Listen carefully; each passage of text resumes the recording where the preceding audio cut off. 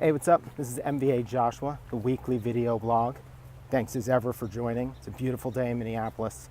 It's a quick one because I'm on work deadlines, but I wanted to take a little break and make sure I got this in.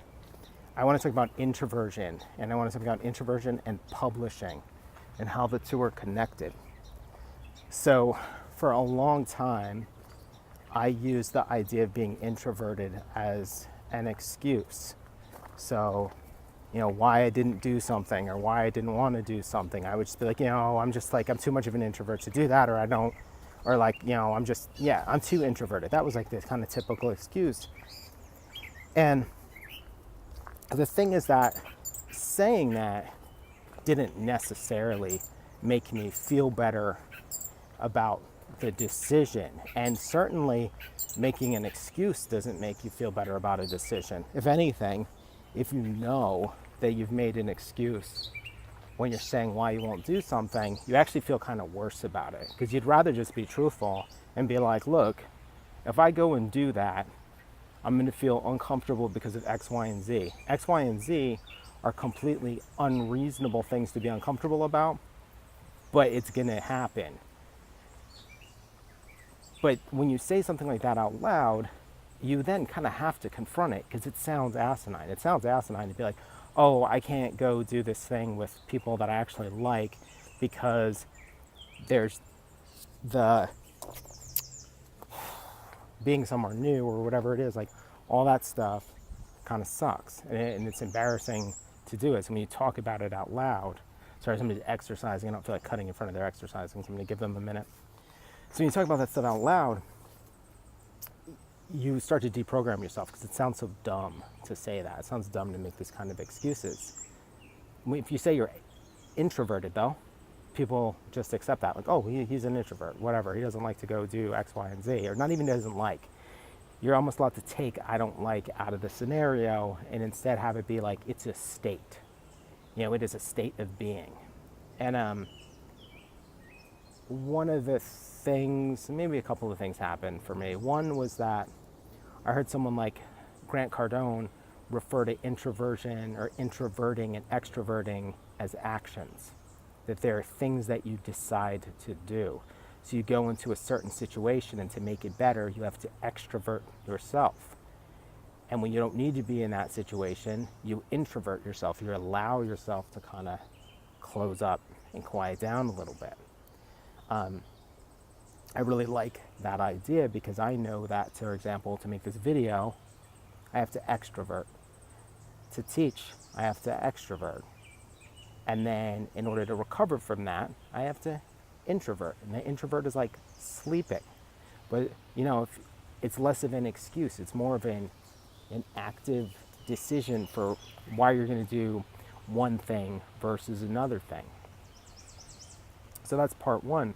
Part two is that pedestrians. Part two of that is that then you have to deal with ways of undermining your introversion. And for me, one of the best ways to do that is publishing things. So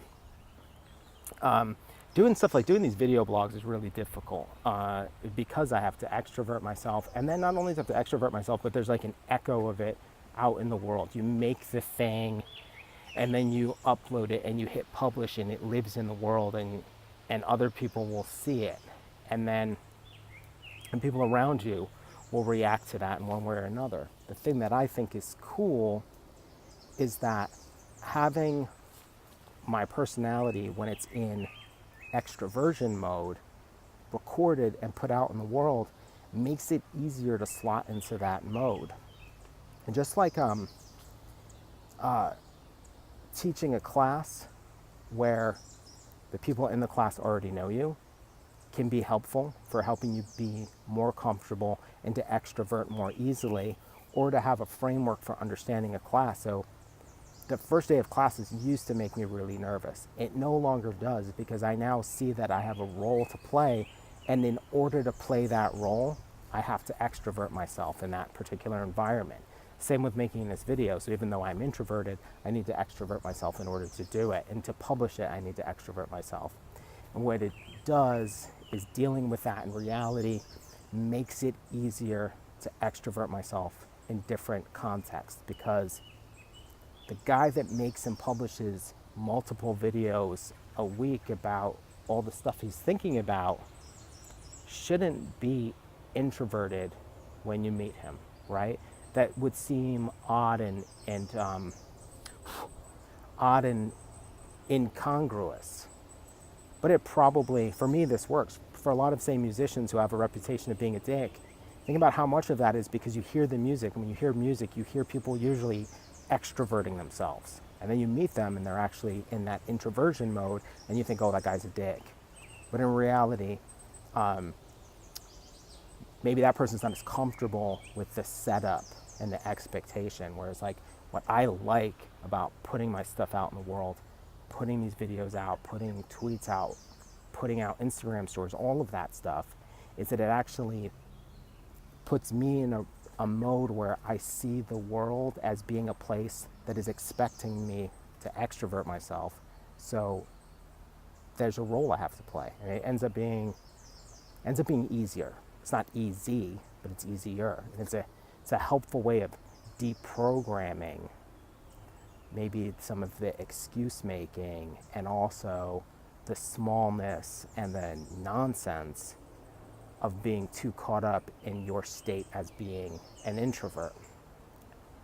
I hope this video made sense. It seems like it was a little bit rambly and I'm covered in bugs and had a lot of distractions. But thanks as always for watching. If you're not subscribed, please subscribe. If you like the video, please share it with someone that you think will enjoy it.